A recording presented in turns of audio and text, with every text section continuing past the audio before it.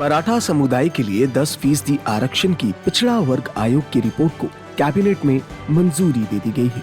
विशेष सत्र से पहले एकनाथ शिंदे की अध्यक्षता में हुई बैठक में पिछड़ा वर्ग आयोग की रिपोर्ट को मंजूरी दे दी गई है।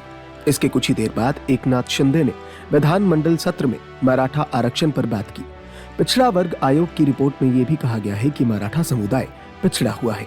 रिपोर्ट में यह भी कहा गया है कि ऐसी असाधारण परिस्थितियां हैं जिनमें 50% से अधिक आरक्षण की आवश्यकता होती है। भारत के संविधान के अनुच्छेद 30 के खंड 1 में निर्दिष्ट अल्पसंख्यक शैक्षणिक संस्थानों के अलावा अन्य शैक्षणिक संस्थानों के साथ साथ निजी शैक्षणिक संस्थानों, चाहे राज्य द्वारा अनुदान प्राप्त हो या नहीं, में प्रवेश के लिए कुल सीटों का 10% और कुल संख्या का 10% राज्य के नियंत्रण के तहत सार्वजनिक सेवाओं और पदों में सीधी सेवा भर्तियों में ऐसे आरक्षण सामाजिक और शैक्षिक रूप से पिछड़े वर्ग के लिए अलग से आरक्षित किया जाएगा।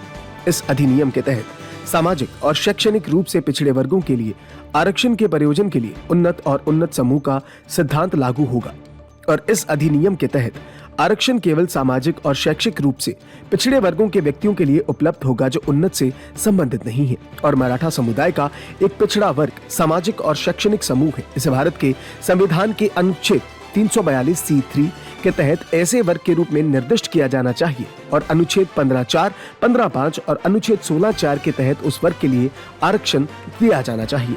संविधान के अनुसार आयोग द्वारा उल्लिखित असाधारण परिस्थितियां जो मराठा समुदाय को सार्वजनिक सेवाओं और पदों में आरक्षण में 50% से अधिक तक सीमित आरक्षण देने के लिए अधिकृत करती है। मराठा समुदाय को सार्वजनिक सेवाओं में 10% आरक्षण और शैक्षणिक स्थानों में प्रवेश में 10% आरक्षण की आवश्यकता है।